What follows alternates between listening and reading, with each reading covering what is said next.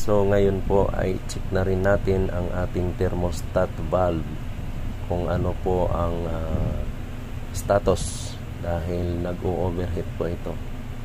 So hindi ko rin po alam kung ano rating ng thermostat valve na naka-install dito. So kaya kailangan mabuksan ko po ito para malinisan na rin po. So ngayon po ayan, nakikita ko mukhang kinalawang na, although gumagamit po ako ng coolant, pero ayan, mas malinis naman po yung cover ng housing. So ito na po siya, ayan, so makalawang na nga po. So ngayon po linisin ko po ito para makita ko po kung ano po rating nito or specification ng ating thermostat valve. So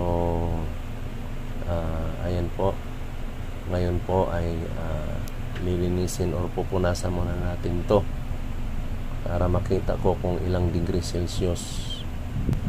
Okay, ayan po, 82 degree Celsius bago siya magbubukas.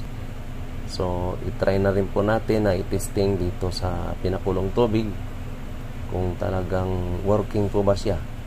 So okay naman, unti-unti po siyang nagbubukas. Kung mapansin niyo po, humahaba po yung clearance niya. So ibig sabihin po nito ay nagbubukas siya or working good. So kung mapapansin po ninyo, humahaba siya. So ibig sabihin nagbubukas po yung ating thermostat valve. Ngayon naman po ay atin po siyang palalamigin sa pamagitan ng tubig sa gripo at makikita natin na unti-unti po siyang nagsasara.